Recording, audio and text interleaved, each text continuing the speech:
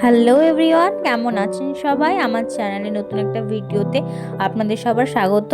তো আজকে আমি শেয়ার করতে চলেছি এক চিংড়ি ভুনা রেসিপি। তো জেনে নিই কীভাবে রেসিপিটা বানাবে।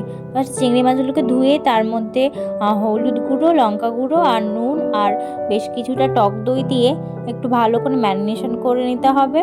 আর ম্যারিনেশন করে নেওয়ার পর 10 মিনিট সেটাকে রেখে দিতে হবে। 10 থেকে 15 মিনিট আপনার যতটা সময় লাগবে ম্যারিনেশন করতে, যাই হোক 10 থেকে 15 মিনিট মতো রেখে দিয়ে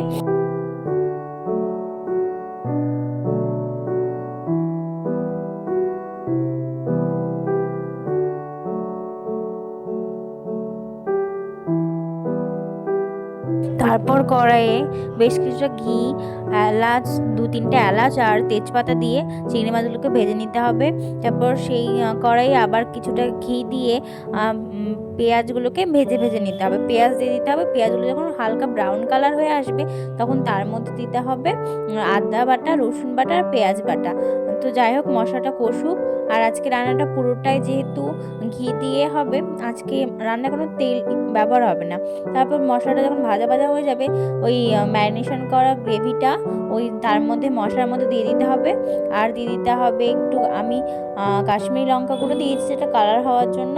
এরপর দিয়ে দিয়েছি একটু লাল লঙ্কা গুঁড়ো, হলুদ গুঁড়ো, জিরে গুঁড়ো, ধনে গুঁড়ো আর স্বাদ মতো নুন।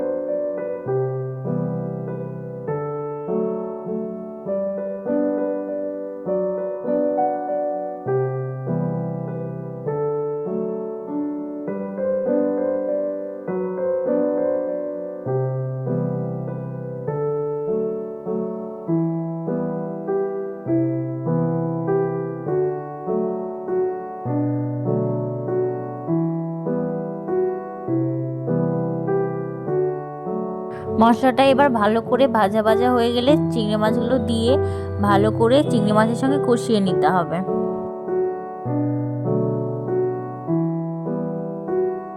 এবার কষানো হয়ে গেলে পরিমাণ মতো জল দিয়ে ভালো করে ফুটিয়ে নামিয়ে নিলে রেডি হয়ে যাবে চিংড়ি ভুনা।